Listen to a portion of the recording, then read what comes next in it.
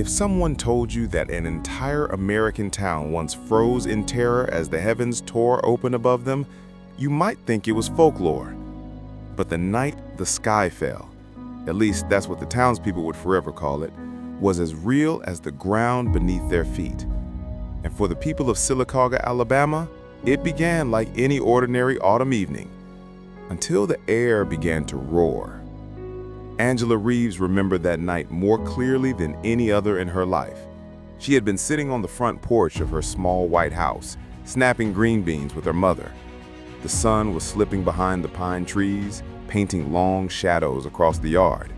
Her father hadn't returned yet from the mill, and the radio hummed softly from the kitchen window with the calm, familiar voice of an announcer reading the evening news. Then came the rumble. At first, Angela thought it was distant thunder. Strange, because the sky was crystal clear.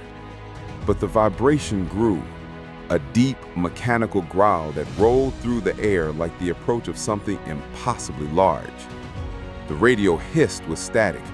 The chickens burst into frantic cackling. The dog bolted under the porch. Her mother paused mid-snap. "You feel that?" she whispered. Before Angela could answer, a second sound ripped across the sky.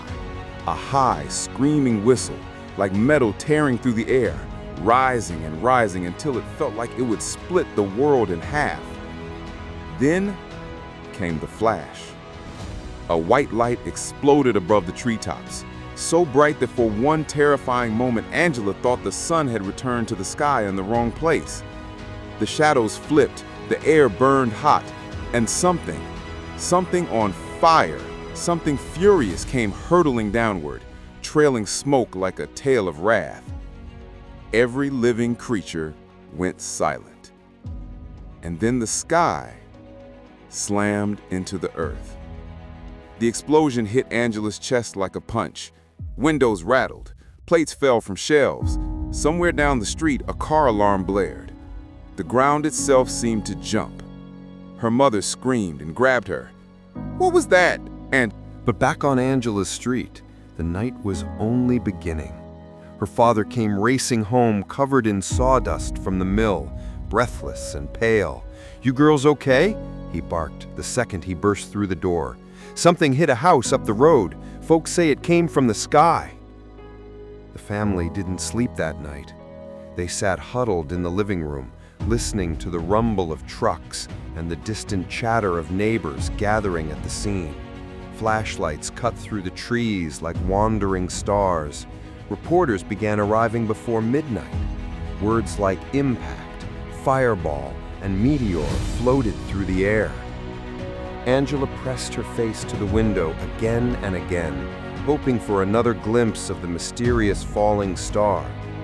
She didn't yet understand that she had just witnessed one of the rarest events in human history. By morning, news crews had set up camp in Sylacauga, like the arrival of a small army. Strange object from sky injures local woman. Meteorite crashes through roof. Only known person hit by rock from space. Reporters pounded on the Hodges' door, eager for photos of the mysterious stone. Scientists from the Air Force showed up, claiming they needed to study it. Locals argued that since it landed on Alabama soil, it belonged to the state. Lawyers weighed in. The Hodges insisted that it had crashed through their roof, so it was their property. But nothing compared to the moment little Angela finally saw the meteorite up close. Her father, curious about all the fuss, took her to the Hodges property that afternoon. Crowds were everywhere. Neighbors, officials, journalists with heavy black cameras dangling from their necks. Through the forest of adults, Angela spotted it, a dark, heavy, slightly cracked stone resting on a wooden table. Its surface looked ancient, scarred, and strangely beautiful. She reached out a small hand, hesitated, then gently touched it. It was cool. Not warm, not dangerous, just cool, quiet, still. A piece of the universe that had burned brighter than the sun now sat silent before her. She felt something she couldn't name then, something like wonder, something like fear. The sky had fallen, and yet here it was, still and harmless, in her hand. A reporter noticed her and knelt down. "You saw the fireball last night, didn't you?" She nodded.